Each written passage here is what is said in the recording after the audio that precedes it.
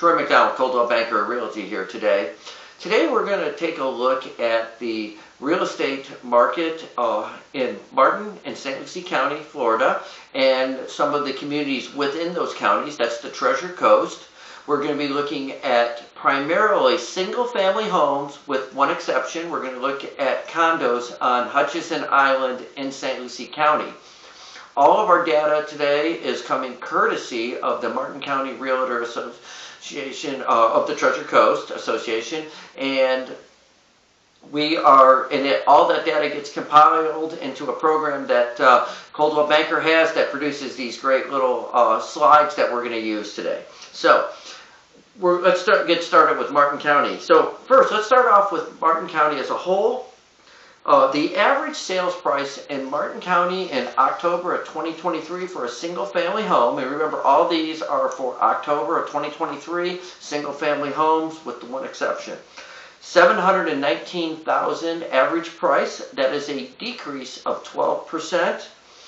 And I'm not that worried about the average price as far as the decrease up or down. I pay more close attention to the median price. And the median price was $584,000 for a 5% decrease. I also see that days on market is up 10% to 47 days, and 2.98 months of supply, which is a 22% increase. Overall, there's a slight dip in the median price, but inventory is still relatively low, and days on market is also relatively low. So let's move on to the city of Stuart. Now this one's a little interesting. No change in the average price at $491,000 for a single-family home. The median price rose 1% to $629,000. So we're seeing a lot of stability in the prices in Stuart. The supply inventory went up 43% to 3.61 months of supply, and the days on market increased by 31% to 54. Still not huge amount of inventory and not a large amount of time to contract, but it is taking a little bit more time. Let's go to Hobe Sound. Hobe Sound, there's obviously not very many sales in Hobe Sound, and Hobe Sound really does get, based on this report, not very many sales, but Hobe Sound also gets skewed by Jupiter Island. Some of the homes on Jupiter Island are so expensive they can really skew the average price and even the median price. But the average price was $485,000, down 30%, and the median price was the same, down by 13%. Supply is way down. There's hardly anything, only 1.09 months of supply. That's a 38% decrease, and time on market is down 3% to 34 days. I think that reflects the supply as well. And I think the lack of sales that I believe is incorporating that report is because of the lack of supply. So Palm City, what a great place to live. It's easy access to I-95 and the Turnpike. Large number of golf course communities, gated communities. There is great schools, great facilities such as parks, Citrus Grove. So it kind of covers everybody's need, from a young family to a retiree and everybody in between. Average sales price in Palm City fell 9% to $684,000, and the median price fell 9% as well to $650,000. No change in the days on market at 53 days on market, and supply fell 13% to 6.92 months of supply. So there's a small change in the pricing, with the median price being down, but inventory is down, and at the same time the market's holding steady. So generally pretty stable considering the interest rates, and we'll talk more about those interest rates at the end of the video. So Jensen Beach. Now there was some changes in Jensen Beach that caught my attention. One is first, the average price fell 7% to $575,000, and the median price fell 5% to $572,000. That in itself is not something that I'm that worried about. Time on market up 35% to 35 days. Again, that's not that bad. What caught my attention is the supply. 262% increase to 10 months. I think I need to do some investigation in that. I got a gut feeling that maybe a developer brought some units online and put those in the MLS, but I'd like to know where we're at on that. So let's move on to St. Lucie County. This is St. Lucie County as overall. It is not just Port St. Lucie, it's the whole county. The average price in St. Lucie County, $567,000. That's a 26% increase. And the median price fell 2% to $400,000. The days on market fell 14% to 31 days. But the supply did increase by 43% to 4.26 months worth of supply. Still not a huge amount of supply, but there is some there, and we are seeing the prices, the median price hold pretty steady, and the average price increase. The supply maybe is what I'm thinking with Jensen Beach, that it's new inventory coming online. Now let's get into the communities within St. Lucie County, and of course, Port St. Lucie is the 800-pound gorilla with the largest population of not only St. Lucie County, but the entire Treasure Coast. So looking at St. Lucie County, the average sales price was up 16% to $495,000, and the median price fell 1% to $399,000.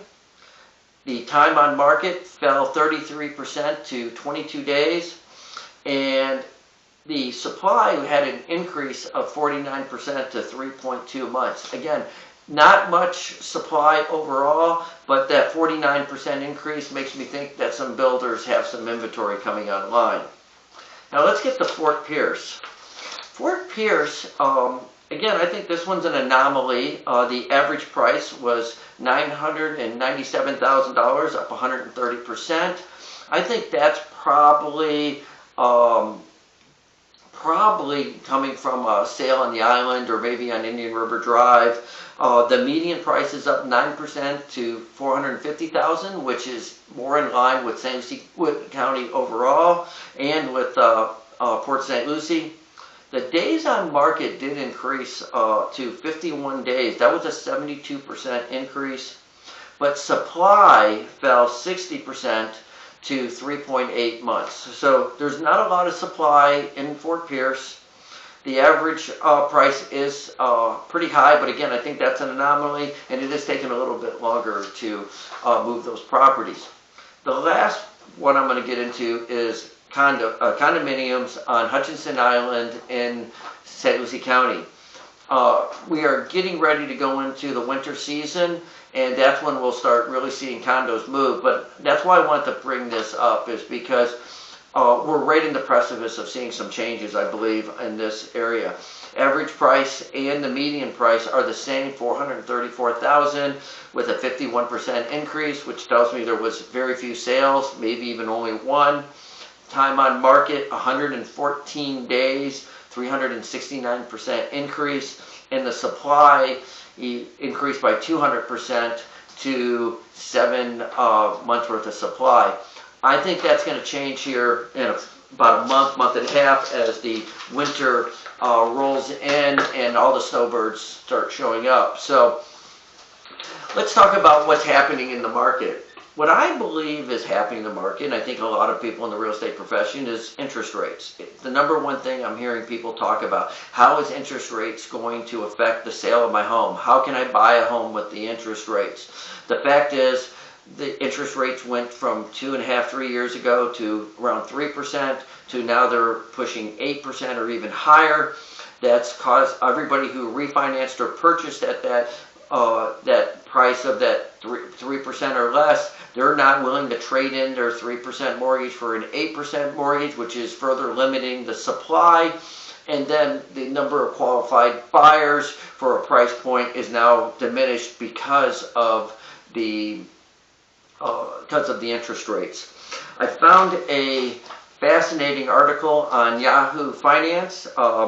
It's titled "More Home Buyers Back Out of Deals as Mortgage Rates Hit 23-Year High." So mortgage rates are hitting a 23-year high, and according to a study referenced in this article that was completed by Redfin, the roughly 53,000 home purchase agreements fell through September of this year, which is 16% of the contracts for homes.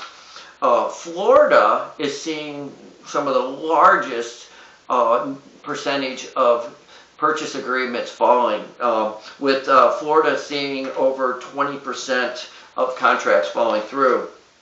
And then on top of that, there's some large metro areas that are seeing even larger amounts of the contracts falling through. Jacksonville is seeing 24% of the contracts fall through. Orlando, 23.6%. Tampa, 22.7%. And Fort Lauderdale, 22% of the contracts are falling through. So if you're looking to buy or sell right now with these high interest rates, you need to have a strategy to deal with that. I've been working on that. In fact, I've got a blog coming out on that this week. I'll have some more information on that in a future video. But check out my website, www.findyour-floridahome.com. Go to my blogs. You'll find the one on negotiating strategy. I just published it today, and I'm going to have some more on it later. So one of the things I want to offer everybody watching the video is I would love to provide you a free evaluation of the value of your home here on the Treasure Coast. Even if you're not looking at selling it in your home at any time soon, but if you want to do some financial planning, you're working with your financial planner or your accountant, or just curious, I'd be happy to consult with you, provide you a no obligation report showing you what the market value of your home currently is. Please contact me via text or cell phone or email. My cell phone number is 772-260-9458. Or you can email me as well, or direct message me, whatever you'd like. I'm going to go ahead and put a copy of this article, a link to it, in the post and in the comments section. And then also, if you would please subscribe to my YouTube channel and follow me on Facebook, Instagram, and TikTok. Troy McDonald, Coldwell Banker Realty, 772-260-9458.